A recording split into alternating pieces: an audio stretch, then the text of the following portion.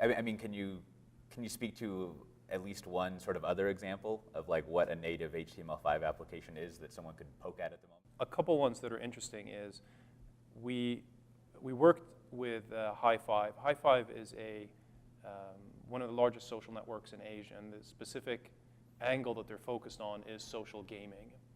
So they have games like Millionaire City and other things that lots of people play, and they're social and you kind of do them with your friends. The interesting thing about what they've done is not only can you pin Hi5 itself, and so you get information on, hey, when your friends' birthdays are happening, or when your friends are playing a game, it kind of pulls you into that experience. The other thing they've done is the games themselves within Hi5 are pinnable. So if I love Millionaire City, I pin Millionaire City. And I played Millionaire City a little bit. And so when it tells you, hey, your pizza restaurant is ready for next pizza delivery, there's a little pop-up that pops up and tells you. And no matter what you're doing on your computer, if you've said, hey, this is an application that's important to me, I want to know what's going on, those notifications are visible and they pull you back into the experience. The thing we've also done with Hi5 is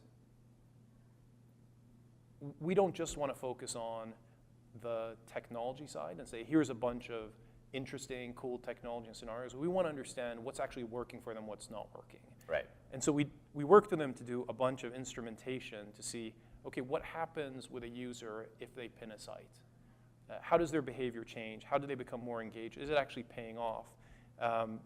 So what we've seen in some of the sites that have done the instrumentation is pinned site users end up spending about 50% more time on the sites than users that are going through the web. And the reason for that is really simple, because you have faster access to the things you care about. It's now like one click away to jump into the application you want. And you have things like notifications which tell you, hey, something happened in the game, in the auction, and it kind of pulls you right back in. We also learned a bunch of things from these partnerships, and we made some changes to how pinned sites work.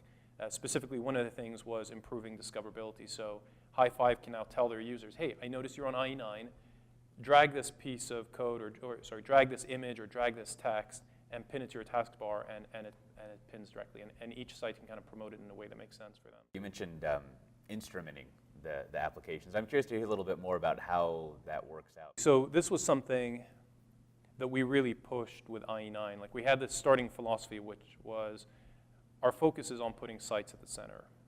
The idea was simple, which is the thing that users really care about are the sites themselves, not the browser. And that permeated how we built the experience, and kind of the browser fades in the background, but it also permeated how we worked with actual sites. So we went out to them and said, look, we don't just want to sell you this feature, we want to make sure this actually works for you. And if it doesn't work, like, let's learn from it, and let's learn from it together.